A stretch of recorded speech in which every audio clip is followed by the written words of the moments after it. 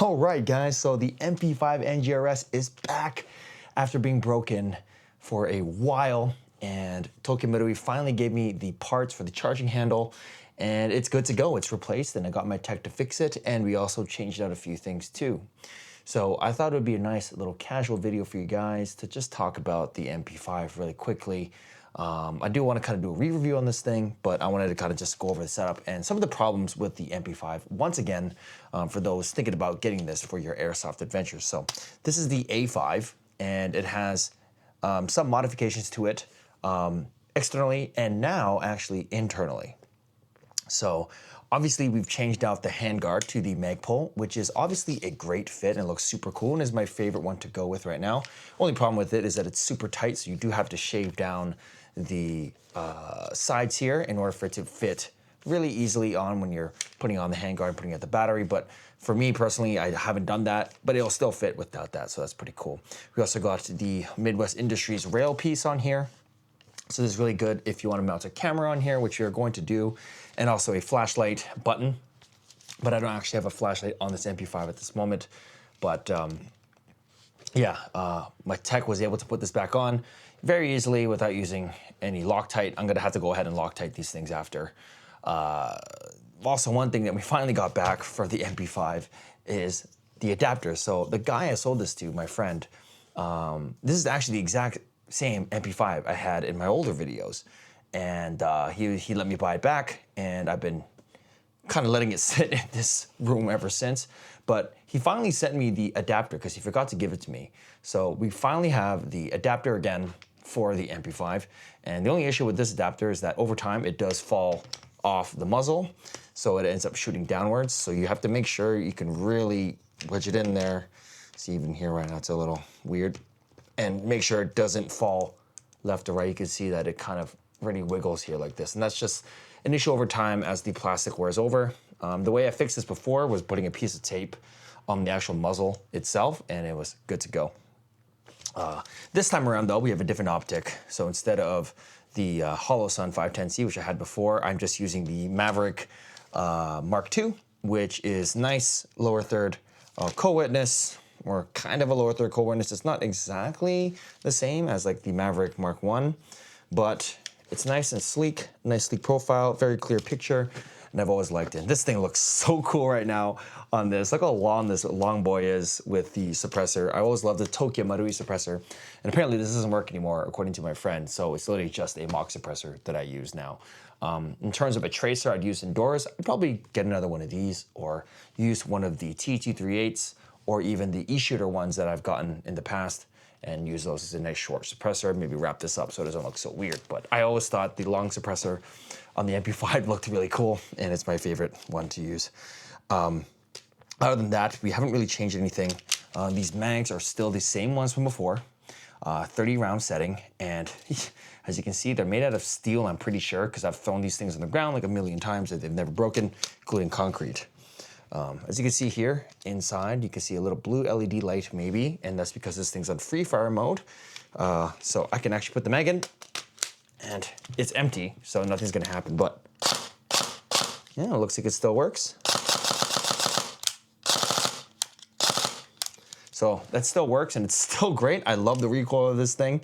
And of course, if I do this, it'll be, see, you have to rack it, 1, 2,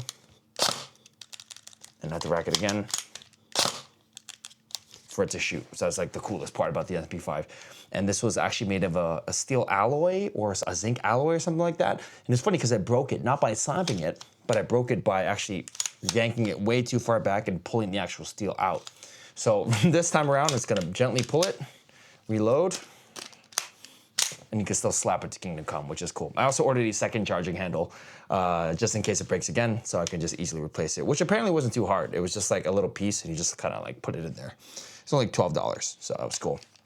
I did have issues with the wobble here before, but we have a new pin, so it's nice and easy to go.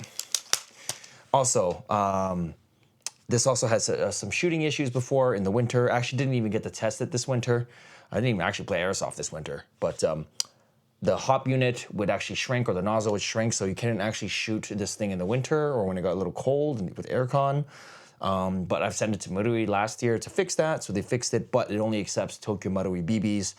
Results may vary if you start using like G&Gs or even cheaper BBs like Bicycles or something like that. So I'm just gonna try and use Marui BBs with this if I can. With the inflation in Japan and the price of airsoft parts going up, I don't think I wanna do that anytime soon, but it's gonna have to be done.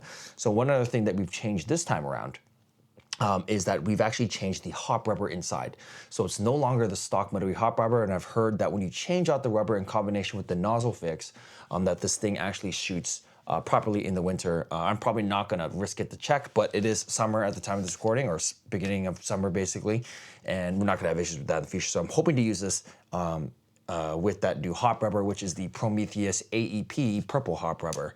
And apparently it brought up the FPS by about 3 meters per second. But then my tech showed me after he shot at the range 3 shots, it went back down to 93. So I'm pretty sure that air seal or something, you guys tech guys would know, the air seal kind of like relaxed or something and it went back to 92, 93. But it would have been cool to have this at 96. Inside we have just a regular LiPo battery. It's the small little Giga one, Gigatech 20C. Doesn't screw with the ETU. Would not recommend going over 25, but it's the one that fits in the Vector, which is quite nice and quite convenient for a small handguard such as this. But that is basically it. I haven't actually fielded this thing once, and you know, I can't wait to kind of get started with this again because this is my absolute favorite airsoft toy on the planet, and it was the only exception to the other airsoft gun I have, which is the URGI, which you guys have seen, and I'm still thinking of getting one more, which would be the AK Storm, and I can't wait for that someday if I find myself consistently playing airsoft, because I haven't really been playing, and reasons for that is because my priorities have kind of changed lately, and I've just kind of been doing other things, and just focusing on different experiences at this time. Not getting bitches, but just other priorities. I've been focusing on my other travel channel, which was actually my original channel, Mayday-san. And I've just been focusing on that and trying to grow it. But then I realized like this channel is still consistently making some kind of revenue. So I'm like, I can't abandon what I built. You know, I look at the little silver play button I got over there, and I've kind of earned this community, and I can't let you guys down. So I've decided to reduce uploads on Mayday-san so I can focus on all 3 projects that I'm working on, as I also make content full-time for my employer, and then content for Mayday-san, and then content for this, of course. So we just released a new gameplay a few weeks ago now, I guess, and I have another one that I'm working on, and we have some product reviews as well that I'm planning to do. We still have the e-shooter targets I got to do, some of the tracers maybe, and of course we still have some pistols that Defro Airsoft let me borrow, so I want to review the GTP9 as well as the Beretta, and there's this mystery airsoft Glock that I have and I don't know what it is, and I kind of want to help you guys figure what that is exactly. But I'm thinking the next time I play airsoft, which might be in June, so a month from now, I want to use the MP5. I also have an MP5 gameplay from last year, no, 2022 actually, where I actually have all 3 cameras at Area 41, and it's been done for a while, kinda.